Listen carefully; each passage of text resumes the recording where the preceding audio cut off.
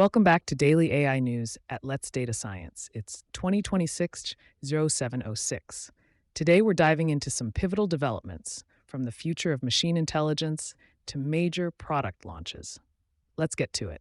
Our top story is a significant infrastructure funding move from Shanghai Baron Technology. The company has announced plans to raise roughly $7.04 billion in net proceeds through the placement of 153 million new H shares at $20 each, according to its Hong Kong Stock Exchange filing. Byron says the funding will support next-generation GPGPU research and development, production, commercialization, strategic investments, and working capital. The most important detail is how the company plans to spend the money. Around 60% is earmarked for accelerating commercialization and production of next-generation GPGPU products, including customer validation, rack-level reference designs, manufacturing scale-up, and supply chain security. Rather than simply announcing another AI chip roadmap, Byron is attempting to address the practical barriers that determine whether accelerators actually become deployable infrastructure. For AI data center operators and enterprise buyers in China, the real question is whether this financing translates into dependable deliveries, mature software ecosystems, and production-ready hardware that can serve as credible domestic alternatives alongside NVIDIA-based deployments. The placement remains subject to closing conditions, so execution will be the key metric to watch. Our second story continues the theme of AI infrastructure, this time from South Korea. President Lee Jae-myung has ordered officials to accelerate execution of major chip cluster and AI investment projects tied to more than $576 billion in announced funding. According to Reuters and additional reporting from Korean outlets, Lee warned that delays involving permits, land acquisition, electricity, and water supply could undermine the country's ambitions in advanced industries. Samsung Electronics and SK Hynix sit at the center of this effort. Together, they are associated with plans totaling 800 trillion won for new semiconductor facilities, including memory production and high-bandwidth memory capacity that directly supports AI systems. The message from policymakers is that the challenge has shifted from announcing investment to actually building the infrastructure.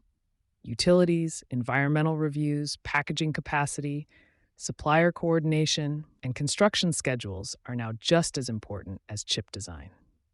For organizations planning long-term AI hardware procurement, these operational milestones may ultimately matter more than the headline investment figures. That brings us naturally to Samsung Electronics, where AI-driven memory demand continues reshaping the economics of AI infrastructure. Reuters reports that analysts expect Samsung to post approximately 86 trillion won in second quarter operating profit, an estimated 18-fold increase from a year earlier. The expectation is based on an LSEG Smart estimate covering 30 analysts. Behind those projected earnings is sustained pressure across the memory market. Reuters, citing Citi Research estimates, says average selling prices for DRAM rose 44% quarter over quarter, while NAND prices increased 53%. This is an important signal because memory is becoming a first-order infrastructure constraint rather than simply another component in server builds. As AI inference expands and agentic workloads consume more memory, organizations may face higher cloud costs, tighter procurement timelines, and increased competition for memory-heavy compute instances. Engineering teams may find additional value in memory-efficient inference, workload optimization, quantization, and storage tiering as these market conditions persist. Our final top story focuses on NVIDIA's future infrastructure roadmap.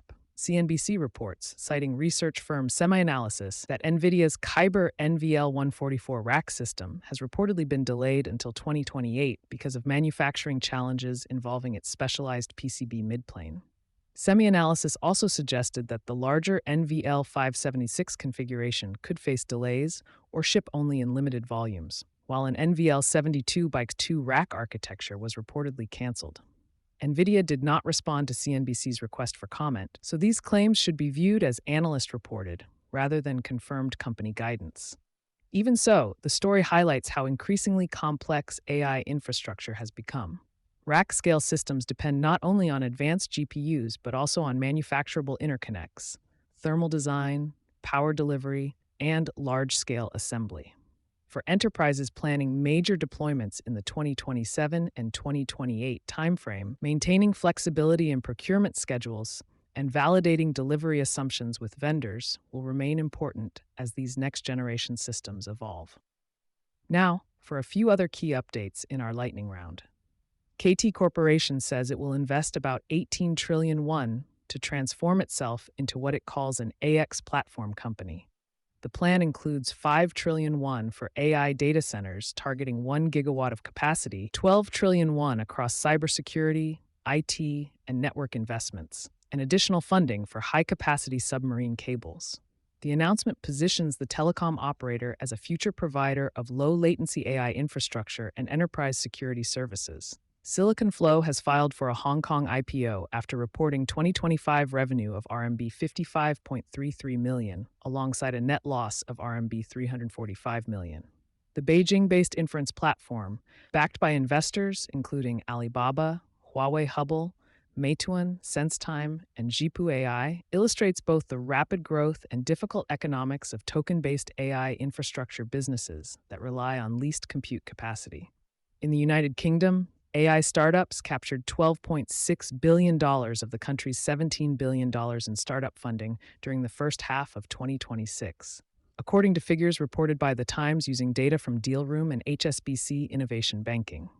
Large funding rounds included Isomorphic Labs, Nscale, Wave, and Ineffable Intelligence, reinforcing continued investor focus on AI infrastructure, scientific AI, robotics, and enterprise software.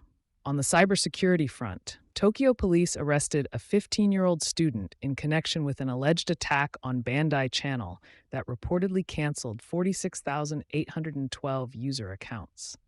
Authorities allege ChatGPT assisted in generating code used during the attack, but the broader lesson for security teams is the importance of authorization controls, rate limiting, anomaly detection, and recovery procedures for account management systems, rather than attributing the incident to the AI model itself. Finally, an editorial analysis from Stackademic argues that scaling AI agents introduces new production reliability challenges. The article describes a so-called 95% illusion, where impressive demonstrations fail to capture sequence-level failures in real deployments, emphasizing that multi-step workflows compound reliability risks as systems become more complex. Across today's stories, one common pattern stands out. Capital continues flowing into AI infrastructure, but success increasingly depends on execution. Whether it's financing GPU production, building semiconductor clusters, expanding memory capacity, or deploying next-generation rack systems, the industry's biggest challenges are now manufacturing, supply chains, utilities, software maturity, and operational reliability, rather than ambitious announcements alone. And that's your AI briefing for today. The landscape is moving faster than ever, and we'll be here to track it with you. For more insights, visit us at letsdatascience.com. Thanks for tuning in, stay curious, and we'll be back tomorrow with the latest in AI.